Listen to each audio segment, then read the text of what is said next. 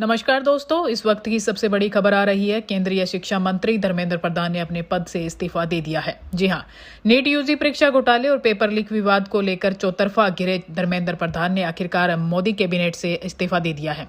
उन्होंने प्रधानमंत्री नरेंद्र मोदी को अपने इस्तीफे की चिट्ठी भेज दी है। पूरे देश में नीट परीक्षा धांधली को लेकर मचे बवाल और जंतर मंतर पर चल रहे उग्र छात्र आंदोलन के भारी दबाव के बाद शिक्षा मंत्री को यह बड़ा कदम उठाना पड़ा है। बता दें कि धर्मेंद्र प्रधान ने सोशल मीडिया प्लेटफॉर्म एक्स पर पोस्ट शेयर करते हुए लिखा कि पिछले 10 दिनों से उनका मन बेहद दुखी था और उन्होंने इस पूरे घटनाक्रम की नैतिक जिम्मेदारी लेते हुए अपना इस्तीफा पीएम मोदी को सौंप दिया है।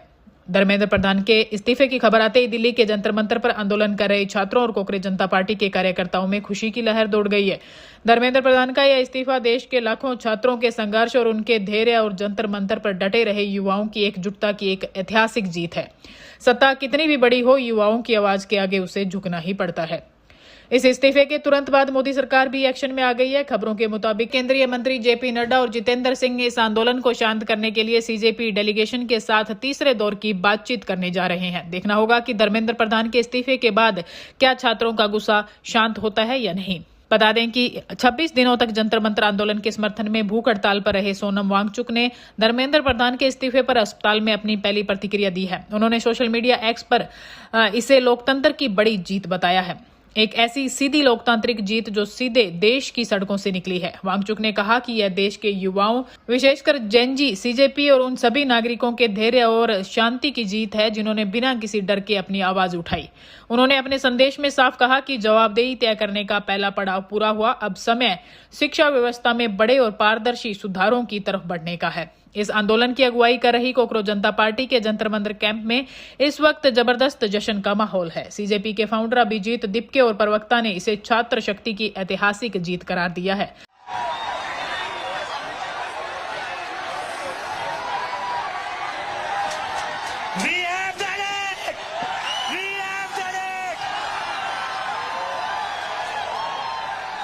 धर्मेंद्र प्रधान ने रिजाइन कर दिया है।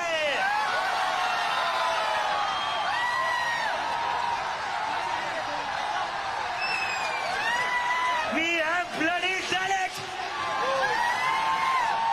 क्या कहते थे ये? क्या कहते थे? इस सरकार में इस्तीफे नहीं होते। क्या कहते थे? इस सरकार में इस्तीफे नहीं होते। हालांकि सीजेपी ने साफ कर दिया है कि शिक्षा मंत्री का इस्तीफा तो सिर्फ शुरुआत है, उनका आंदोलन अभी पूरी तरह खत्म नहीं हुआ है। सीजेपी ने सरकार के सामने 2 और मुख्य मांगे रखी है। पेपर लीक के बाद मानसिक तनाव में आकर आत्महत्या करने वाले छात्रों के परिवारों को 1 करोड़ रुपए का उचित मुआवजा दिया जाए। दूसरा, आंदोलन के दौरान जिन भी निर्दोष छात्रों पर पुलिस ने लाठीचार्ज किया या फर्जी केस दर्ज किए, उन्हें तुरंत वापस लिया जाए। अब शिक्षा मंत्री धर्मेंद्र प्रधान का इस्तीफा तो हो गया, लेकिन क्या इससे नीट और पेपर लीक का पूरा विवाद हमेशा के लिए खत्म हो जाएगा? ये अब एक बड़ा सवाल है। इधर विपक्ष ने भी इस इस्तीफे को लेकर मोदी सरकार को पूरी तरह से घेर लिया है। विपक्ष का कहना है कि जनता और युवाओं की ताकत के आगे आखिरकार अहंकारी सरकार को झुकना ही पड़ा है। वरिष्ठ नेता शरद पवार ने इसे देश की युवा शक्ति की सबसे बड़ी जीत बताया है। वहीं राहुल गांधी ने छात्रों के साथ खड़े होकर पीएम मोदी पर निशाना साधा और कहा कि छात्रों को सिर्फ वीडियो संदेश नहीं बल्कि जमीनी स्तर पर सख्त एक्शन और परीक्षा प्रणाली में पूरी पारदर्शिता चाहिए। Education minister Dharmendra Pradhan resignation is a huge step in rebuilding our education system. It's a symbolic step because he was a symbol, but it is still a big step. And I want to congratulate every single student, every single youngster who came out on the streets and fought for democracy, fought for the future of this country, and defended the Constitution. I'm proud of you. Well done. It's also a signal to other parts of society, farmers, laborers, poor people, anybody who this regime is attacking and oppressing. There is wisdom and courage in standing up. Daro mat, let's get rid of this regime that is attacking India, destroying our constitution, capturing all our institutions. Let me remind the government, there is still 2 demands outstanding. The first one, and most important one, anybody who has raised a finger on our students, beaten them, shot at them, has to be held accountable. People who've organized it, people who've implemented it, all have to be punished. And the final demand that the Prime Minister of India out of respect for the students of India, out of respect for the future of India, has to apologize to the students who were brutalized and attacked. Thank you. वहीं आम आदमी party के संयोजक अरविंद केजरीवाल ने भी इसे तानाशाही के खिलाफ छात्रों के शांतिपूर्ण संघर्ष की बड़ी जीत करार दिया है। एवरीवन, आप सबको बहुत बहुत बहुत बधाई। हमारे देश के युवाओं को, जेनजी को बहुत बधाई। बहुत खुशी की बात है, आप लोगों का संघर्ष रंग लाया। धर्मेंद्र प्रधान को अल्टीमेटली इस्तीफा देना पड़ा। ये पूरी डेमोक्रेसी की बहुत बड़ी जीत है। हमारे देश में लोगों का जनतंत्र से भरोसा ही उठ गया था। लोगों को लगने लगा था कि सरकारें सुनती नहीं है। जनता सरकारों के सामने चिल्लाती रहती थी, गिड़गिड़ाती रहती थी। हर चीज के लिए हम सरकार को हाथ जोड़ते रहते थे, पैर पकड़ते। सरकारें कभी सुनती नहीं थी।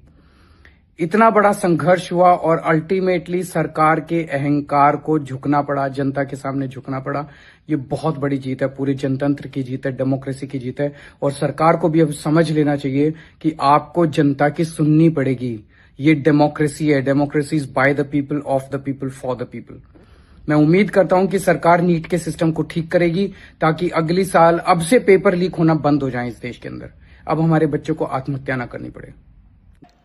तो दोस्तों, आखिरकार छात्रों के भारी दबाव और नैतिक जिम्मेदारी के आगे केंद्रीय शिक्षा मंत्री को अपना पद छोड़ना पड़ा। लेकिन सवाल अब भी वही है, क्या सिर्फ एक इस्तीफे से भारत की परीक्षा प्रणाली पूरी तरह साफ सुथरी हो जाएगी, या फिर आने वाले दिनों में हमें शिक्षा व्यवस्था में कुछ और बड़े बदलाव देखने को मिलेंगे? इस पूरे घटनाक्रम पर आपकी क्या राय है, हमें कमेंट बॉक्स में जरूर बताएं। वीडियो को लाइक और शेयर, और देश की हर बड़ी ब्रेकिंग न्यूज के लिए हमारे चैनल को सब्सक्राइब करना ना भूलें। धन्यवाद। जय हिंद।